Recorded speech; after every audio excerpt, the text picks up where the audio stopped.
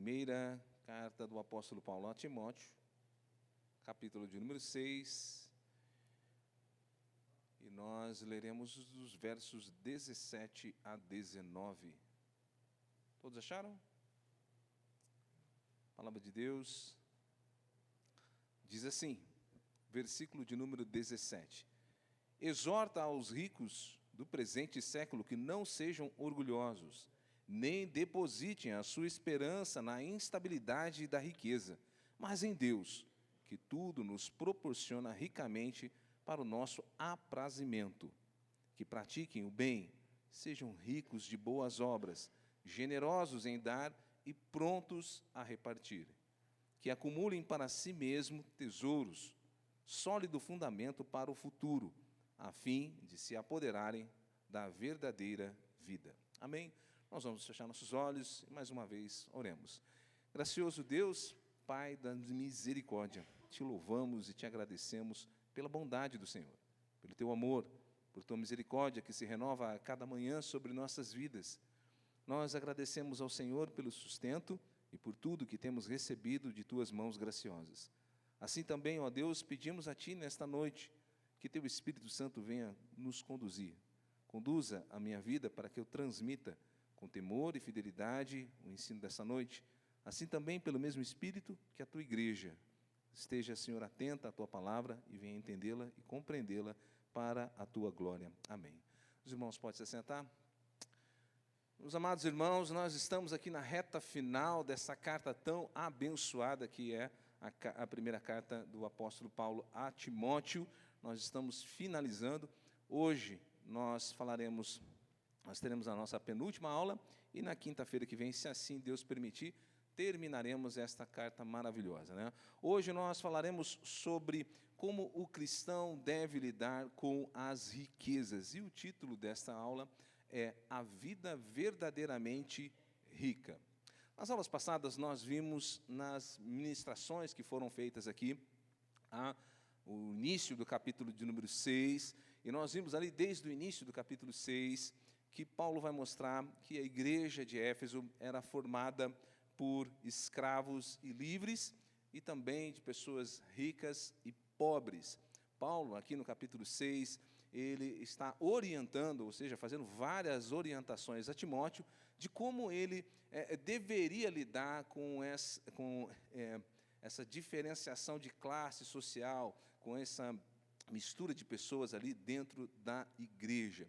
Ele vai orientá-lo à maneira correta de como ele deveria tratar desses irmãos. E também, no capítulo 6, nós vemos Paulo falando várias vezes, assim também como nesse versículo que nós leremos, como deveriam tratar o dinheiro, como eles deveriam lidar com o dinheiro, não de uma forma pecaminosa que levaria aquelas pessoas à ruína, daqueles que amam ao dinheiro. Como ele vai falar lá no capítulo 6, um pouquinho mais atrás, no versículo 10, Paulo vai dizer, aí em 1 Timóteo 6,10, porque o amor do dinheiro é a raiz de todos os males, e alguns nessa cobiça se desviaram da fé e a si mesmos se atormentaram com muitas dores. Então, Paulo, ele trata da maneira pecaminosa, né, de como não se deve lidar com o dinheiro, da maneira pecaminosa, gananciosa. E aqui nos versículos 17 a 19, que nós estudaremos hoje, Paulo vai instruir Timóteo para que ele orientasse, agora não mais aqueles que desejavam ser ricos, mas aqueles que já eram ricos e que pertenciam à igreja. Ele vai orientar como é que essas pessoas deveriam lidar com a riqueza de forma bíblica.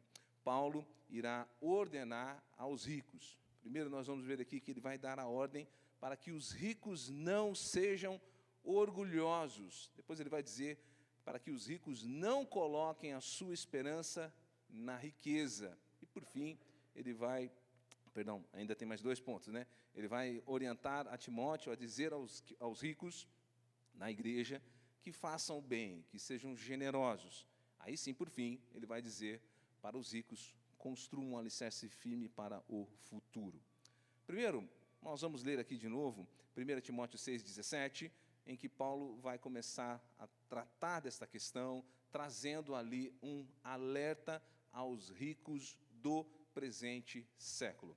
Quando nós lemos ali o início do versículo 17, do capítulo 6, Paulo começa dizendo: exorta, ou seja, dê ordens, digam a eles, oriente aos ricos do presente século. Antes de nós aprofundarmos um pouco mais nos versículos, é importante nós entendermos o que é que Paulo está querendo dizer, e está ali implícito já nesse início do texto, o que é que Paulo está tensionando dizer a Timóteo e aos ricos.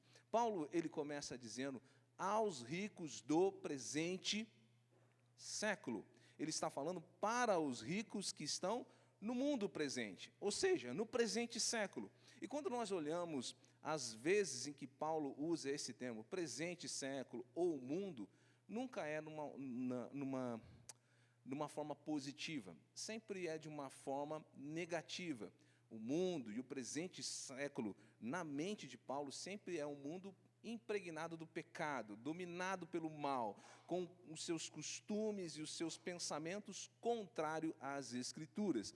Então, Paulo está aqui apontando, quando ele diz, olha, diga aos ricos do presente século, ele está dando ali por inferência que eles deveriam agir não de conformidade com o mundo presente, com o pensamento, com os conceitos desse mundo em que eles viviam. Os ricos não deveriam viver, embora estivessem naquele presente século, estão dentro da igreja, vivendo no mundo, assim como nós hoje estamos dentro da igreja, mas vivemos no mundo, o mundo está aí fora. O presente século está aí fora, com seus conceitos, com suas ideias pecaminosas. Paulo está dizendo então a esses homens que estão ali, que têm riquezas e que estão vivendo no presente século, não viva de conformidade com o mundo lá fora, com o pensamento do século presente. Ele já disse isso em outro texto bem famoso, lá em Romanos capítulo 12, você pode anotar aí, Romanos capítulo 12, Paulo vai dizer lá no versículo 2, e não vos conformeis com este século. Ele está dizendo, com este presente mundo, com seus conceitos e ideias pecaminosas. E ele vai dizer, mas transformai-vos pela renovação da vossa mente, para que experimenteis qual seja a boa, agradável e perfeita vontade de Deus. Então, Paulo está dizendo, está ensinando, não somente para os ricos daquela época, não somente para os cristãos que estavam na igreja de Éfeso, mas também a todos nós. Não andemos de conformidade com um pensamento do mundo corrupto, do mundo caído, cheio de pecado. E talvez você esteja pensando, mas pastor, o que isso tem a ver com o texto e com a nossa vida hoje? Meus amados, quando nós olhamos para a igreja, e eu não estou me referindo a uma igreja específica, mas a igreja do presente século, é lamentável quando nós vemos cristãos agindo dentro da igreja com um pensamento do mundo, com conceitos e parâmetros desse mundo caído em diversas questões, e não é diferente na questão financeira, não é diferente em relação às suas finanças, à riqueza. E eu quero aqui fazer uma pergunta para os irmãos. Vocês já pararam para pensar por que é que Deus deu a vocês a condição financeira que vocês têm? Talvez vocês possam imaginar que tem pouca condição financeira, ou podem imaginar que tem bastante. Independente disso, você algum dia já parou para pensar, por que é que Deus me deu essa condição? Por que Deus deu a casa que você tem, o carro que você tem, ou o emprego que você tem? Ou seja, a condição financeira que você tem. Por que Deus te deu essa condição? Por que Deus te deu esses bens? E quando nós olhamos para o mundo, nós vimos que o mundo age de uma forma pecaminosa com as finanças. Eu não vou gastar tempo aqui falando como é que o mundo age em todos os sentidos com a finança, porque é desnecessário. Basta você olhar lá fora, basta você andar um pouco e você vai ver como que as pessoas lidam com a finança. Mas, de uma forma simples, nós percebemos que as pessoas vivem e morrem para possuir dinheiro, querem mais e mais, para uso próprio, para o seu próprio bem, fazer aquilo que eles desejam, Quem aqui nunca ouviu, ou talvez você mesmo já deve ter dito em algum momento, quando eu ganhar dinheiro, como o crente não joga na loto, né? Quando eu ganhar na loto, na Mega Sena. Não os cristãos, tá? O cristão não faz isso. Mas quem aqui nunca ouviu alguém dizer, quando eu tiver dinheiro suficiente, quando eu for rico, ninguém mais manda em mim. Quando eu tiver dinheiro, ninguém mais manda em mim. Se tiver empregado, qual é a primeira coisa que faz? Tchau, patrão. Está entalado aqui, agora eu vou falar tudo o que eu quero. Não é assim que as pessoas lidam com o dinheiro? Pensam em ganhar dinheiro por seu bem próprio, para agir conforme desejam, egoisticamente. Outros vão dizer, quando eu tiver dinheiro, eu vou fazer o que quiser, eu vou comprar o que eu quiser, eu vou fazer e ter tudo aquilo que o meu coração desejar. Só falta eu ter dinheiro. Você consegue perceber, de uma forma simples, a forma egoísta e pecaminosa que norteia o pensamento do mundo em relação ao dinheiro? Esse é o cerne do pensamento mundano, pecaminoso, que o mundo trata o dinheiro. É uma forma que desconsidera a lei áurea das Escrituras, do mandamento de Deus, que é amar a Deus e a quem? E o teu próximo. Lidam com o dinheiro como se fosse o Deus que vai satisfazer somente as suas vontades, os seus desejos, e a mais ninguém. E essa é uma forma pecaminosa de lidar com as finanças, sem pensar em Deus e no próximo. Então, nós começamos a perceber que o primeiro ensino que podemos ter aqui, que o apóstolo Paulo transmite a Timóteo e a nós também, é que não podemos agir de conformidade com o mundo, de uma forma egoísta, pecaminosa e pervertida, sem pensar em Deus e no próximo. Olha que lição importante.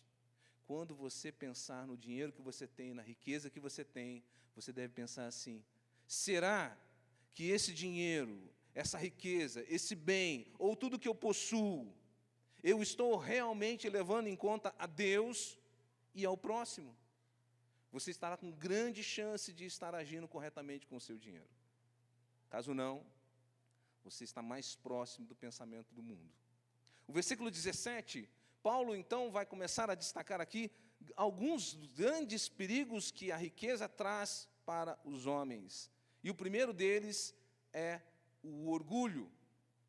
E vai instruir Timóteo a ordenar aos ricos que não sejam orgulhosos. Leamos de novo o verso 17 do capítulo 6. Ele vai dizer assim: exorta aos ricos do presente século que não sejam orgulhosos. De uma forma simples, uma pessoa orgulhosa é alguém que tem uma opinião muito elevada de si mesmo. Ele dá essa opinião dele, não os outros. Ele mesmo tem essa opinião, esse modo de ver muito elevado de si mesmo. E muitas vezes, meu amado, a riqueza ela vem acompanhada, de mão dada, muitas vezes, com o orgulho. A riqueza e o orgulho não é uma regra, mas muitas vezes ela vem acompanhada. E quanto mais riqueza, quanto mais dinheiro, quanto mais bens uma pessoa tem, mais tentada ela é a cair no orgulho. Por que isso? Porque a riqueza tem uma facilidade de conduzir as pessoas ao orgulho.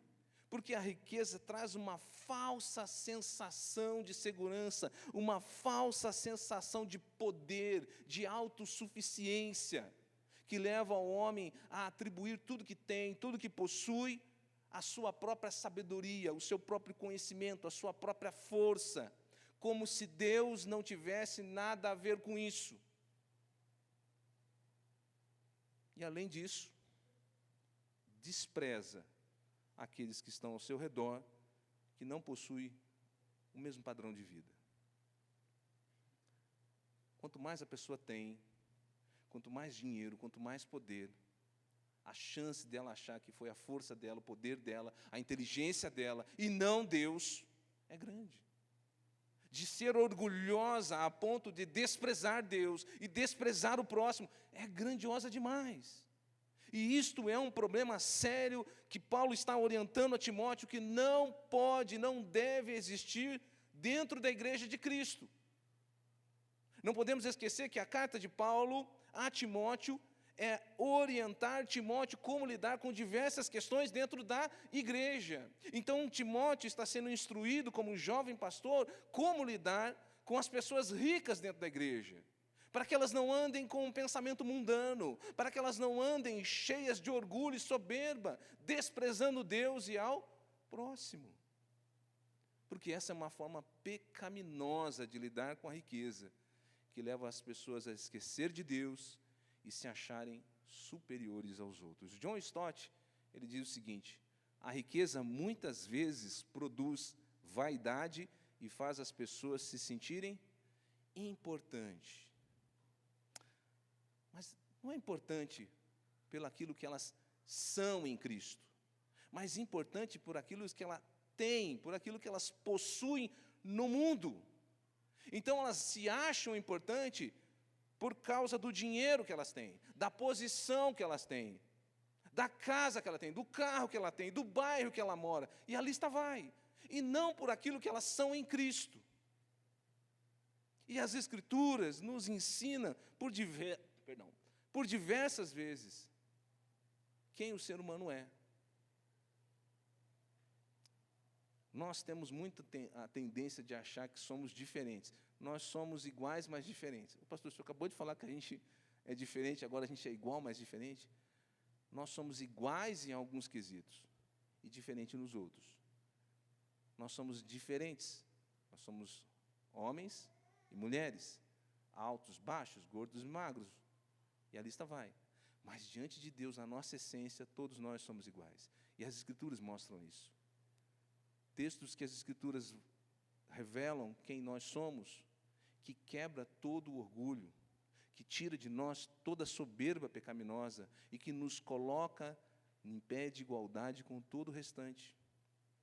Por exemplo, Tiago, anotem aí, no capítulo 4, no verso 14, ele vai dizer que nós somos apenas como uma neblina, que hoje aparece num instante e logo se dissipa. O salmista vai dizer que nós somos como a flor da relva, que hoje existe e amanhã passa, já não existe mais. Ou seja, nós não somos melhores do que ninguém, porque todos nós somos igualmente falíveis, limitados, mortais. Todos iguais. Não importa o quanto que você tem de dinheiro, não importa onde você mora, não importa o carro que você tenha, todos nós somos falíveis, todos nós somos limitados, todos nós morreremos um dia, com dinheiro ou sem dinheiro. E um texto que eu gosto muito, que evidencia muito, que quebra muito o nosso orgulho, que mostra quem nós somos, está lá anote aí, 1 Coríntios, capítulo 4, no verso 7, eu vou ler na Almeida 21, 1 Coríntios 4, versículo de número 7, na nova Almeida 21, diz assim, olha só: pois quem te faz diferente dos demais? Quem é que te faz diferente dos demais? O seu dinheiro? A sua posição te faz diferente? E aí Paulo continua: o que tens que não tem recebido? E subentende isso aqui que é recebido de Deus.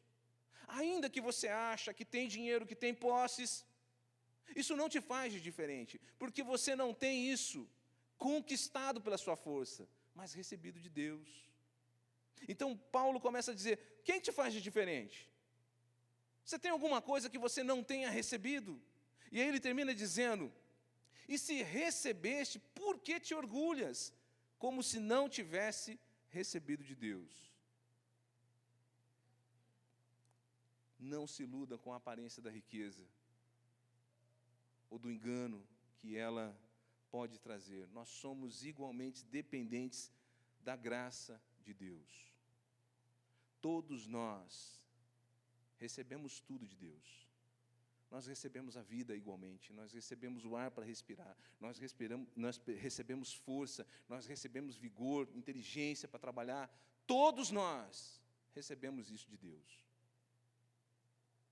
Por mais que você não tenha consciência disso, você não é inteligente só porque você estuda. Você não possui o que tem porque você lutou e conquistou. Porque se Deus não lhe tivesse dado todas as coisas para que isso fosse possível, você não teria.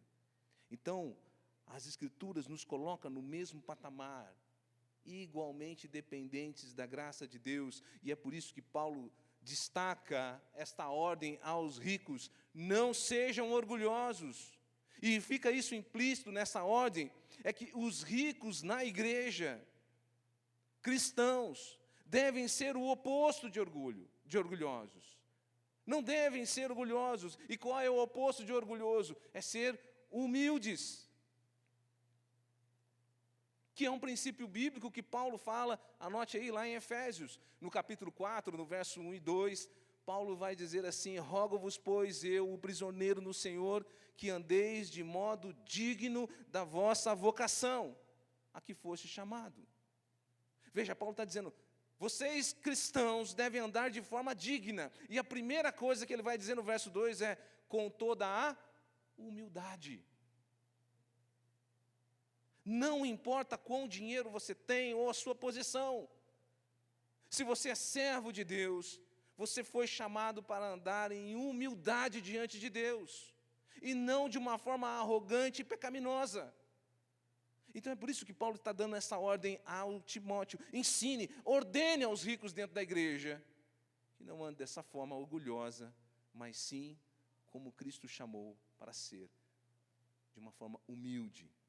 Na igreja de Cristo não há lugar para orgulho e soberba, pois todos nós somos igualmente limitados, finitos, igualmente dependentes um dos outros, e todos nós dependentes igualmente da graça de Deus.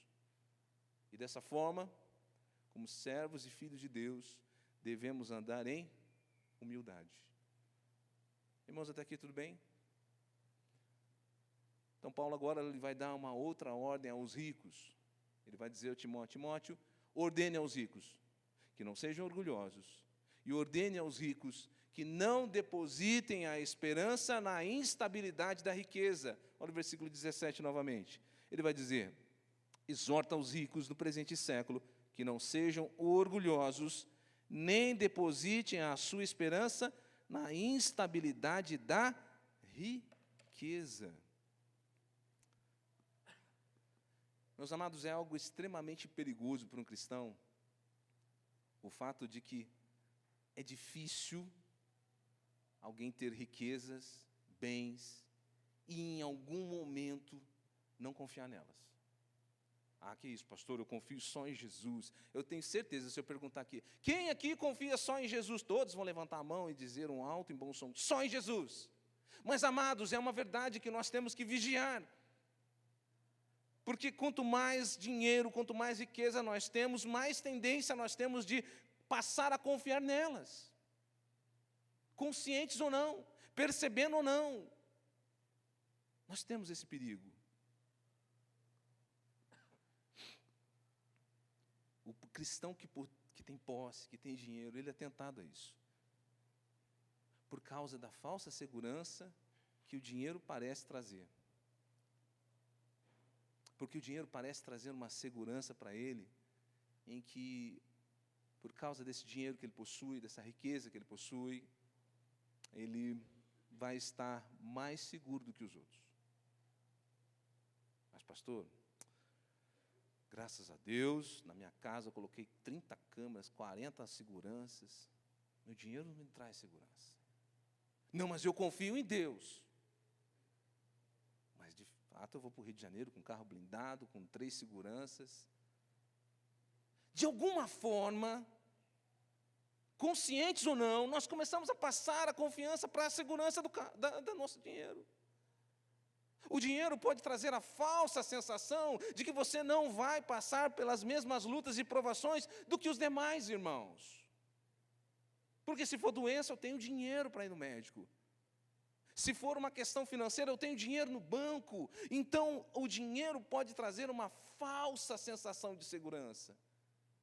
E pode levar os cristãos, em grau maior ou menor, a confiar nelas. Que elas podem garantir uma segurança agora e no futuro. Não vou entrar nas questões mais detalhadas, tá, irmãos? Mas quem nunca pensou? O futuro do meu filho está garantido. Já depositei desde um ano no banco. Irmãos, sim, você deve planejar, você deve economizar, não é essa a questão.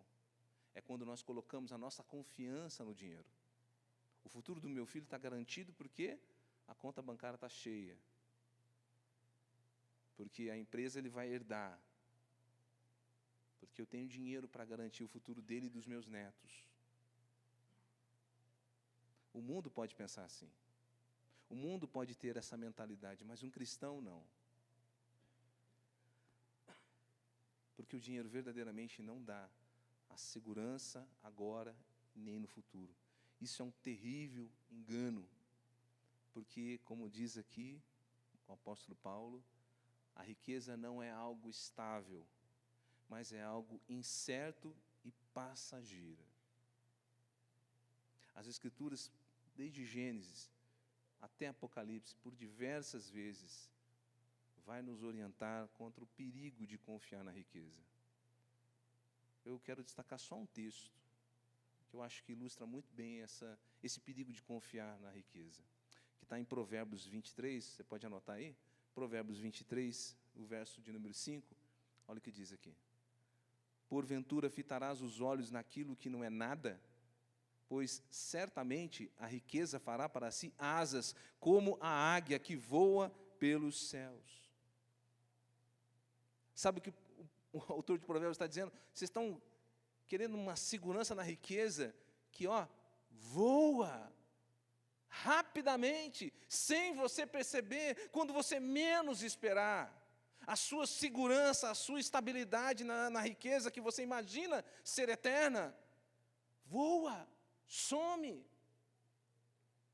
Quantas pessoas nós conhecemos ou ouvimos falar recentemente que perderam tudo na pandemia? Empresas que fecharam, pessoas que perderam seus empregos, da noite para o dia.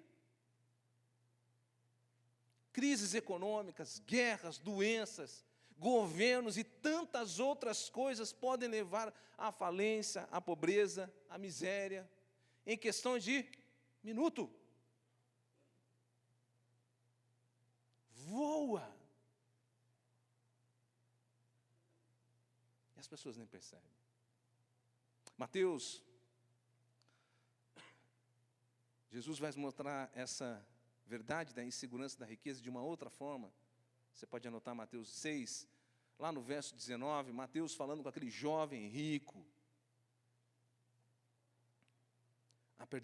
Mateus 6, 19, ainda não é um jovem rico. Jesus vai dizer, não acumuleis para vós outros tesouros sobre a terra. E ele vai dizer, onde a traça e a ferrugem corroem, e onde ladrões escavam e roubam. Ou seja, o que Cristo está dizendo é que a riqueza não é estável de jeito nenhum, porque ela pode ser levada pelo ladrão, ou pelo próprio tempo, ou pelas traças. De uma forma ou de outra, a riqueza nunca é estável. Eu ouvi uma história, a gente é mais antigo, então eu sou da época que não tinha Pix, e que era difícil abrir conta no banco. Eu ouvi uma história de um homem que guardou todo o seu dinheiro debaixo do colchão.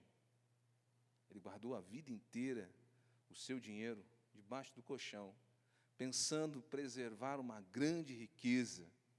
Mas com o passar do tempo, passar dos anos, as suas inúmeras notas de 500 cruzeiros não valiam mais nada. Como confiar em algo tão volúvel, tão passageiro, tão frágil, que voa, tão rapidamente. Governos mudam, economias entram em crise, o tempo, os ladrões estão aí para levarem a riqueza como um sopro para longe. Calvino diz: quão perigoso é a confiança na abundância das coisas materiais. E por que isso? Porque elas podem ser enganosas e levar o cristão a passar a confiar nelas. E quando alguém deposita sua confiança na riqueza, na verdade está transferindo aquilo que é prerrogativa só de Deus, de ser o seu sustento e a sua segurança, para as coisas materiais e para a riqueza. Isso é uma forma de idolatria. Isso é uma forma de negar ou de não reconhecer que todas as coisas que temos e que possuímos é dada pela graça de Deus às nossas vidas. O que Paulo destaca aqui é que a nossa confiança nunca deve ser em alguma coisa, em algum objeto. A nossa confiança não está alicerçada em algo ou em uma riqueza, mas em uma pessoa. E é em Deus, ele vai dizer, a nossa segurança e a nossa confiança não está em riquezas falhas, inseguras, mas em Deus. E é por isso que ele termina o verso 17 dizendo que a confiança do cristão não deve estar na riqueza. E como é que ele diz? Ele vai dizer assim, olha, exortai os ricos no verso 17, no presente século, que não sejam orgulhosos, nem depositem a sua esperança na instabilidade da riqueza, mas em Deus, que tudo nos proporciona ricamente para o nosso aprazimento. É um contraste com a riqueza que é instável. Deus é uma rocha inabalável, em que nós podemos confiar perfeitamente. Ele é imutável, Ele não muda com o tempo. Ele não muda com as crises, Ele não muda com os ladrões crescendo e multiplicando, o mal crescendo e multiplicando no mundo. Ele não muda, Ele é o mesmo ontem, hoje, eternamente, e nós podemos confiar plenamente neste Deus maravilhoso. As riquezas podem mudar e ser tiradas de nós a qualquer momento. A riqueza não traz segurança, nem agora e nem no futuro.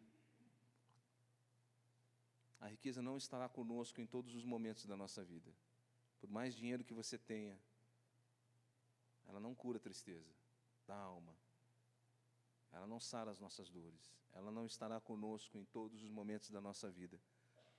Mas Deus, nosso Pai eterno, Ele estará conosco por todo sempre. Ele estará conosco em todos os momentos, em todas as circunstâncias, em todas as nossas tribulações, até a consumação dos séculos. O verso 18, Paulo avança agora. Ele mostrou o que os crentes com posses não deveriam fazer. Não deveriam ser orgulhosos e não deveriam confiar nas riquezas, mas deveriam ser humildes e confiar unicamente em Deus. Diante disso, ele vai agora orientar a Timóteo a como ele deve dizer aos ricos o que eles deveriam fazer. Façam o bem e sejam generosos. Do verso 18, ele vai dizer assim: que pratiquem o bem, sejam ricos de boas obras, generosos em dar e prontos a repartir. Paulo está dizendo aos ricos que eles devem ser lembrados de que, como servos de Deus, como servos do Deus Altíssimo, tudo que eles possuem pertence a Deus, e que agora não agem mais com os pensamentos egoístas do mundo, esquecendo-se de Deus e dos próximos. Eles devem agir com sua riqueza para a glória de Deus e para o bem do próximo. Eles devem usar delas para realizar boas obras e serem generosos com os demais irmãos na igreja de Cristo. Porque essa é uma das marcas distintivas da igreja.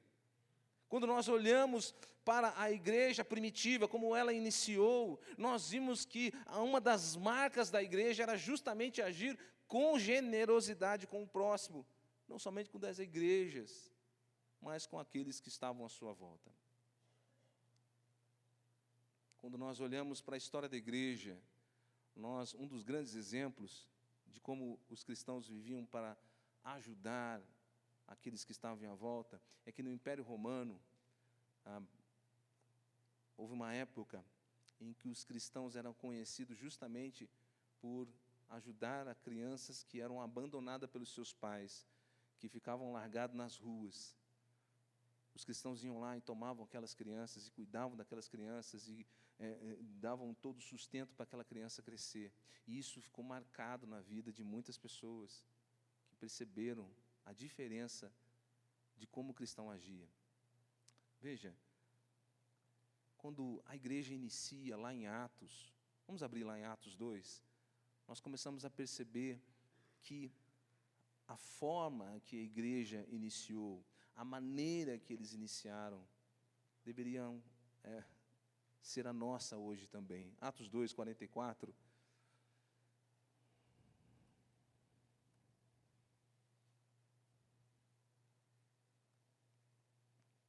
Atos 2, 44 e 45 diz assim: todos os que creram estavam juntos e tinham tudo em comum.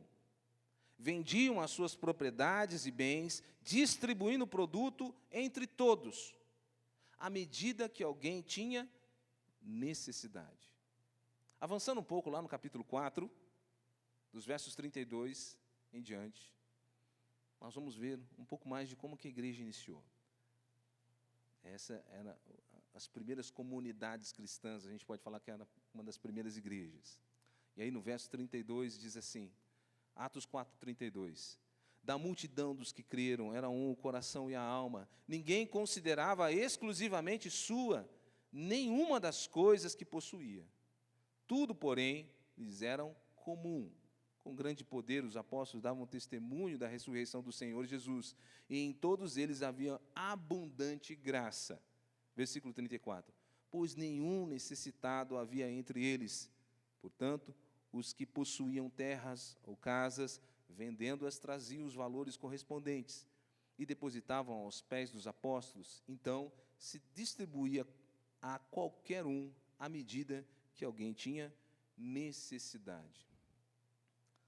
Há muitas coisas aqui, mas você conseguiu perceber que a preocupação dos primeiros cristãos não era o quanto eles possuíam, mas sim o quanto o outro não possuía nada. A preocupação dos primeiros cristãos não era a sua própria necessidade, mas a necessidade do seu próximo. Eles vendiam as suas propriedades, eles compartilhavam com aqueles que tinham necessidade, porque isso é um princípio bíblico, de como nós devemos lidar com aquilo que temos. A igreja de Cristo, não há espaço para orgulho, arrogância, para autossuficiência, mas para a generosidade de uns para com os outros, que evidenciam que nós somos novas criaturas, que pertencemos a Deus e que reconhecemos que tudo que possuímos pertence ao Senhor. É isso que Paulo desejava aos cristãos que tinham posse. Hajam generosamente, porque para isto fossem chamados, para compartilhar uns com os outros das suas necessidades. O verso 19, Paulo vai dizer que acumulem para si mesmo tesouros, sólido fundamento para o futuro, a fim de se apoderarem da vida verdadeira. É interessante como ele termina essa perícope, né? Ele começa dizendo, olha aos ricos do presente século. E ele termina falando de um fundamento para o futuro. A riqueza do presente século, ela não dá garantia nenhuma, mas a vida que Deus quer para nós, ela não só nos beneficia agora, como também no porvir. A vida cristã, ela é interessante, ela é cheia de paradigmas, né? A gente vai olhar nas Escrituras que é perdendo a vida que nós ganhamos a vida, é se humilhando que nós seremos exaltados, e é dando que receberemos. O que Paulo está dizendo aqui está ligado, aí sim, justamente com o que Cristo vai dizer àquele jovem rico, anotem aí Marcos 10, 21, onde ele está ali falando com aquele jovem rico que desejava seguir a Cristo, que desejava ter a vida eterna. Então, Jesus vai dizer a ele, no final do diálogo, ele vai dizer lá no verso 21, vai, vende tudo que tens, dá aos pobres e terá um tesouro no céu. Parece loucura, né? Se a gente perguntar aqui, qual tesouro você quer ter hoje? Você quer ter um tesouro no céu ou quer ter um tesouro na terra? Com certeza todos dentro da igreja diriam, sim, eu quero ter um tesouro no céu. E nós criticamos muito esse jovem. Mas que na prática, infelizmente, muitas pessoas estão desejando o tesouro terreno, falível, instável desse mundo, e não o tesouro eterno de Deus. O que Cristo está dizendo, e Paulo também, é que não há como seguir a Cristo sem nos desprender do amor, à riqueza, sem ter uma confiança na provisão de Deus, porque é justamente quando, pela graça de Deus, nos desprendemos dessa riqueza mundana e diabólica, desse amor à riqueza, é que recebemos a maior riqueza, a salvação e a vida eterna. O que Paulo está nos ensinando aqui é que, quando agimos de forma correta com a nossa riqueza, o cristão obtém para si mesmo um tesouro celestial, que é incomparavelmente superior a tudo e a toda a riqueza que o mundo pode oferecer. Enquanto a riqueza dessa terra é incerta e insegura, a que Deus tem guardado para o seu povo permanece para sempre. As riquezas espirituais que recebemos em Cristo, que nos guarda na vida, e nessa vida e também na vindoura, o tempo não pode corromper ou fazer perder o seu valor. Ladrões não podem roubar, pois estão em Deus, preservadas em Cristo. Paulo está ensinando que o cristão na igreja, com suas posses, deve agir de uma forma correta, para a glória de Deus, visando o bem do próximo. Fazendo assim, eles estão acumulando para si riquezas não carnais, não terrenas, mas eternas e espirituais. Ele não está falando de que você dá esmola, que você fazer obras com o seu dinheiro lhe garante a salvação, mas ele está falando de galardão, de recompensas espirituais diante de Deus, que é a nossa verdadeira vida, tanto aqui quanto na futura. É a verdadeira vida que ele diz. A verdadeira vida não é a vida egoísta e pecaminosa, firmada na incerteza da riqueza, mas uma vida regenerada, vivida em comunidade, repleta de boas obras e de generosidade, que visam a glória de Deus e o bem daqueles que estão ao nosso redor. Uma vida que acumula para si um tesouro espiritual, que desfrutaremos tanto aqui nessa terra, como na eternidade que está por vir. Que nós possamos verdadeiramente, como servos de Deus, lidar com as nossas finanças, de forma que venha glorificar a Deus e beneficiar aqueles que estão ao nosso redor. Deus não nos deu a vida e todos os bens que temos para usufruirmos somente para nós mesmos, de uma forma egoísta, de uma forma pecaminosa. Isso é o que o mundo pensa lá fora. Deus nos chamou, nos salvou e nos abençoou com toda sorte de bênçãos espirituais, para que nós possamos viver aqui para a glória de Deus e para o bem daqueles que Deus colocar em nossas vidas. Se nós pensássemos assim, quantos na igreja estariam vivendo melhor? Quanto esse mundo também estaria vivendo melhor? Somos chamados para ser um povo diferente. Somos chamados para viver uma vida de santidade e de que um povo que entende e compreende que as riquezas desse mundo são passageiras e que nada vamos levar daqui. E por isso não podemos nos apegar a ela. Muito pelo contrário, deveremos entender e compreender a bênção que Deus nos deu e o que devemos fazer com ela. Amém? Quero convidar a igreja a se colocar em pé. Nós vamos agradecer a Deus e suplicar ao Senhor, para que Deus nos ajude a não sermos corrompidos com o pensamento desse mundo, em lidar com as nossas finanças de forma egoísta, pensando só em nós. Meus amados, eu sei que nós temos que planejar, e isso é muito bom. Nós temos que ter uma vida bem administrada financeiramente, mas não podemos esquecer que nós temos uma grande luta para enfrentar, que se chama pecado. E o pecado de orgulho muitas vezes entra na nossa vida sem nós percebermos. O pecado de confiar na riqueza, nos bens, nas nossas posses, entra muitas vezes sem nós percebermos. Nós devemos orar a Deus e pedir que isso não aconteça conosco. E que nós vivamos como Deus planejou para vivermos, como uma igreja que vive em comunidade, amando ao Senhor de todo o coração e servindo uns aos outros em amor. Amém? Oremos. Senhor, nosso Deus, Pai eterno, te louvamos, te agradecemos de todo o nosso coração pela vida que o Senhor nos deu e por tudo que o Senhor tem nos abençoado. Temos reconhecido, ó Deus, como o Senhor tem provido a nós o sustento e a nossa finança. Que o Senhor venha, através do Teu Espírito Santo e da Tua Palavra, nos ensinar a lidar com elas, não de uma forma pecaminosa e egoísta, mas de uma forma santa, que glorifique o Teu nome. Que nós possamos olhar, ó Pai, para aquilo que recebemos do Senhor e usá-lo para abençoar os nossos irmãos, aqueles que estão ao nosso lado. Que o Senhor, sim, continue abençoando a Tua igreja financeiramente. Que o Senhor continue abençoando o Teu povo financeiramente. Mas que nos dê compreensão para usar dessas bênçãos da maneira que glorifique o Teu nome, que exalte a Ti e que dê, ó Deus, àqueles que estão necessitados o auxílio necessitado. Assim, Senhor, demonstraremos ao mundo e àqueles que estão ao nosso redor que somos verdadeiramente Teus filhos, regenerados, salvos, com uma nova mentalidade, pensando e vivendo não para esse mundo, mas para a eternidade. Nós te louvamos e te agradecemos em nome de Jesus. Amém.